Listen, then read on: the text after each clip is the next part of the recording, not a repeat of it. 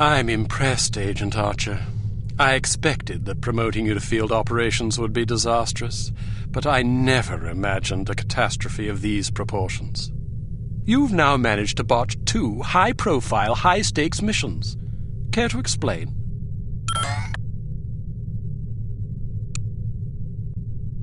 If you can master your animosity enough to address me in a civil tone, I'll attempt to explain in terms you might understand exactly how I believe we've arrived at this impasse, sir. Your inadequacy is matched only by your impertinence. If you find my manners offensive, I suggest you find a line of work more suited to your delicate nature. Gardening, for example, or perhaps motherhood. This is getting us nowhere. Neither is she. I plan to submit a formal request to review her record for dismissal. You'll do nothing of the sort. Even if we had the luxury of discharging one of our last remaining operatives, which we don't, there are proper channels to consider. No agent of Unity has ever been relieved of duties without a formal, thorough inquest.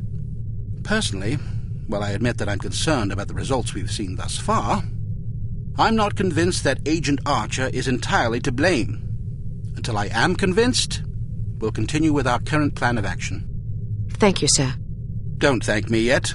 It's quite probable that things will get worse before they get better. I don't see how that's possible. Did you get a look at your assailant? Aye, that I did. Did you recognize him?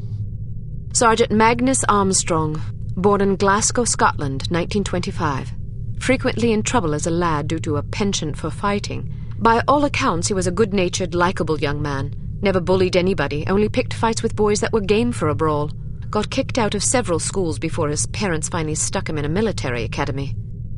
During the war, he served as a sapper in France and Germany, everything from mine removal to demolitions and sabotage. Earned himself quite a reputation for his reckless antics. The most popular legend had to do with a bridge he allegedly crippled with nothing but a shovel and a hand grenade. A German supply train did the rest. When it reached the weakened section of the bridge, the whole structure came crashing down. It's a shame this chap ended up on the wrong side of the law. To the best of our knowledge, he's never been involved in anything this big before. Most of his arrests since returning from the war have been related to public brawling. Any theories on why he didn't simply shoot you when he had the chance? I'll be sure to ask him when I bring him in. That's assuming you get the opportunity. She just might. We may have a lead. This morning, West German custom officials in Hamburg discovered several suspicious-looking chemical containers aboard a Finnish cargo freighter. Fortunately, these chaps decided to inform us rather than seizing the contraband outright, which gives us a chance to conduct a covert investigation. You believe this is the link to Dr. Schenker? It could well be. If so, given the specific chemicals found aboard the freighter, it's a fairly safe bet the kidnappers are not only aware of Dr. Schenker's research, but also determined to capitalize upon it. If our theories are correct, the kidnappers are in Hamburg or will be arriving shortly.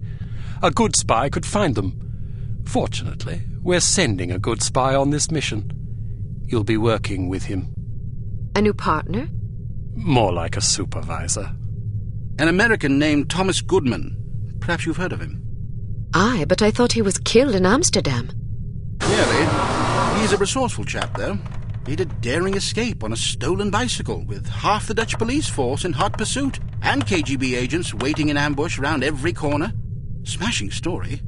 I'm sure he'll recount it if you ask him. At any rate, you're to rendezvous with him in Germany and see what the two of you can dig up. You'll take your orders directly from him during this mission. Thank God. Very good, sir. Thank you. Agent Archer? Yes, sir? What was it like falling out of that plane? I promise to tell you about it sometime. I tell you she's a liability. Perhaps, but I'm not convinced yet. What will it take to convince you? How many more catastrophes must we suffer through? Because keeping her on the active list will lead to further disasters. Of that, I'm certain. Yes, I can see that you are. Our purpose is to preserve freedom, to protect innocent lives, to combat evil wherever it manifests. We can't afford to tolerate anything that stands in the way of that goal. The girl may be spirited, but she's virtually incompetent. I admire your sense of duty. but I question your judgment. I can't say that at my prime I would have performed any better than she under the circumstances. You're assuming her reports are entirely genuine. Personally, I wouldn't be at all surprised to learn that she'd coloured the facts. The bloody things read like adventure novels. So now you're indicting her credibility? Does that seem unreasonable? The girl was a thief, for goodness sakes. A little skepticism seems prudent. I'll take it under advisement. Look, it's not too late to pull her off the assignment. I've read the American's file. He's perfectly capable of handling an operation like this on his own. Probably so, but I have the strangest feeling a woman's touch is exactly what we need on this one. I can't argue with you when you're like this. No, you can't. I hope you realize you're letting yourself be ruled by intuition.